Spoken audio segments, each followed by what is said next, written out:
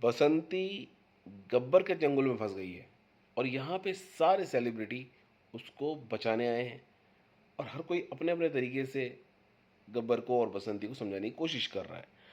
तो शुरुआत करते हैं हम नाना पाटेकर से। अच्छा है, अच्छा है गब्बर कि तूने पकड़ा है बसंती को। और ये बसंती, अरे बसंती तू क्या कर रही है, कहाँ नाचती है, कुछ नहीं पता। कंट्रोल उदय कंट्रोल। बहुत समझाया था मैंने, पर ये समझती नहीं है। कैसे बताऊं मैं, कैसे बताऊं, क्या पगली औरत है, कैसे बताऊं।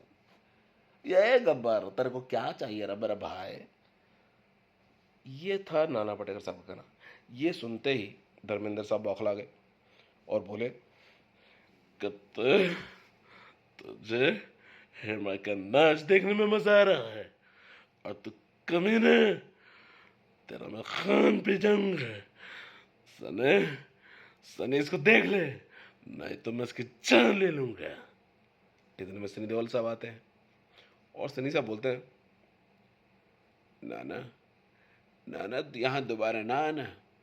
अगर तू यहाँ दोबारा आ गया और तूने मेरी हेमा माँ के ऊपर आंखें उठाई हैं तो वाहेगुरु दी कसम, तुझे बख्शूंगा नहीं, तुझे काट चीर फाड़ दूंगा मैं। ये सुनते ही बगल में जो थे कातिया साहब थे और कातिया साहब को लग गया आग।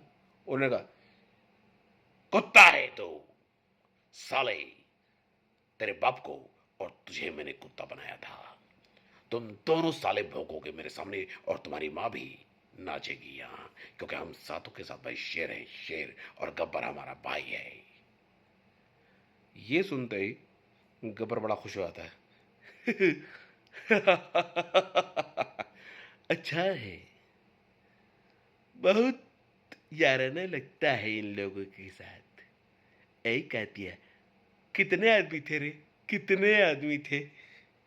तो कातिया खुश हो जाता है और फिर वो कहता है, मुझे नहीं पता कितने थे, पर मुझे पता है कि तू मेरा भाई है और ये साले दोनों बाप बेटे तुझे बर्बाद करने आए। अब ये सुनने के बाद अमिताभ बच्चन, जो कि बहुत अच्छे दोस्त हैं धर्मेंद्र साहब के, तो वो आ जाते हैं और बोलते हैं, अरे भाई वीरू, हमने तुम्हें कितनी बार समझाया था।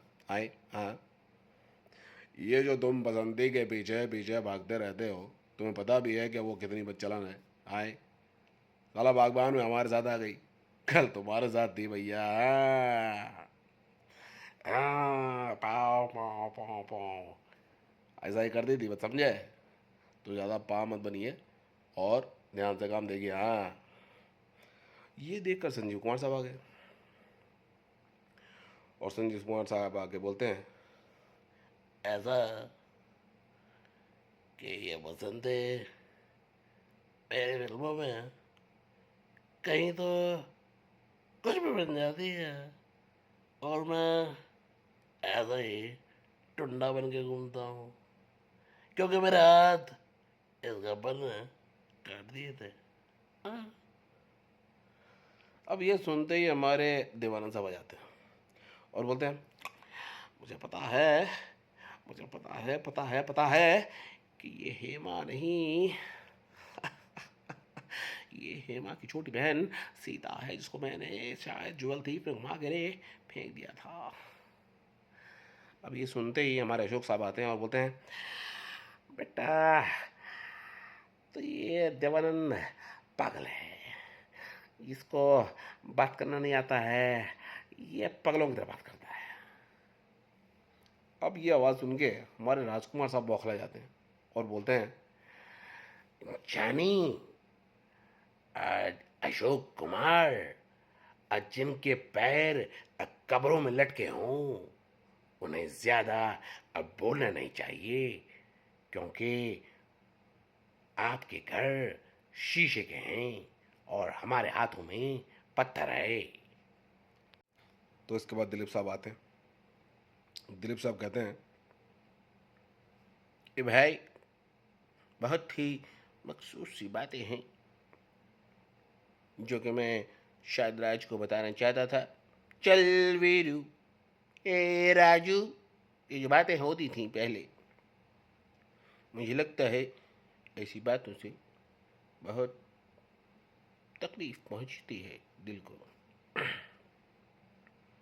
और मैं चाहता हूँ कि जो तुम हो मेरे भाई, मेरे भाई राज, ये सारी बातें भूल जाओ, क्योंकि तुम्हारी भाभी आज बिस्तर में पड़ी है।